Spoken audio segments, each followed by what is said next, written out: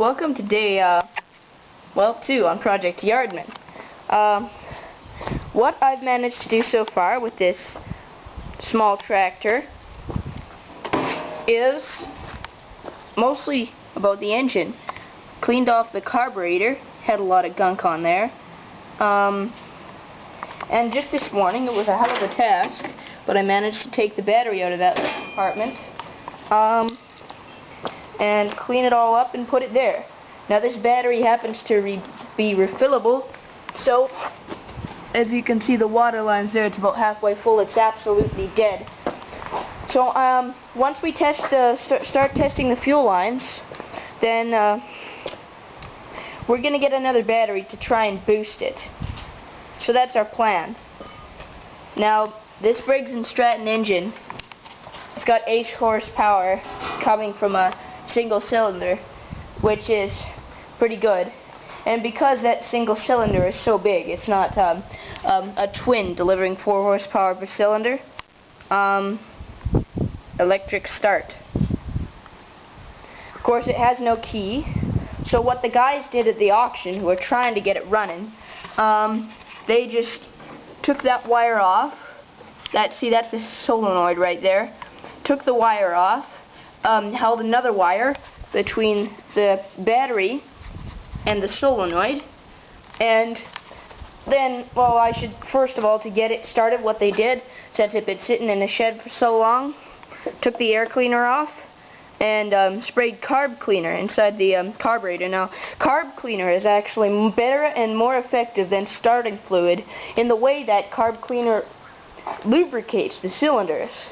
So it runs fine until it runs out of carb cleaner, because there is some sort of clog in the fuel system, and on top of that the fuel is very stale.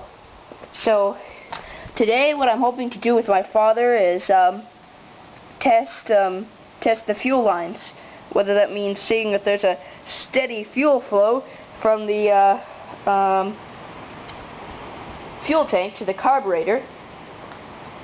And if that is, then my dad is going to show me how to take apart the carburetor, and we're going to clean it all out and put it back together and see if it runs. Now, another thing I should address is the condition of the tires. They are horrible. But we are going to Wise Guys sometime this week or next week or whenever, and that'll, or maybe just even Canadian Tire, that'll give us a chance to get a few nuts and bolts, since I lost one in the abyss of a battery compartment while I was trying to take it out, because I suck at using wrenches. And so we're gonna try and get another bolt there. But for now, this is pretty much the tractor. I don't even know whether the deck works.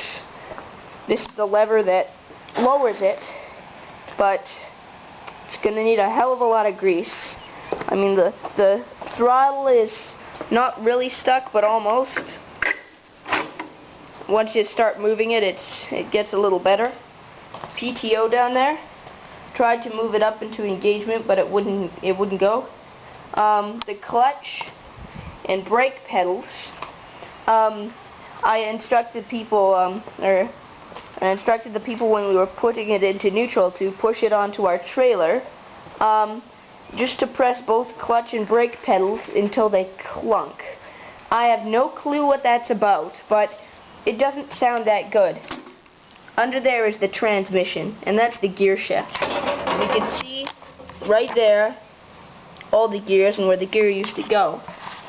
And it's just resting upon the gear knob right now. 117 is the number that we used to bid on this thing at the auction. Serial number there. Made in USA here. That's surprising. Most of this crap is made in Thailand. But I don't really know how much more there is to explain. But I do have another video coming up. It's about another tractor that I might get.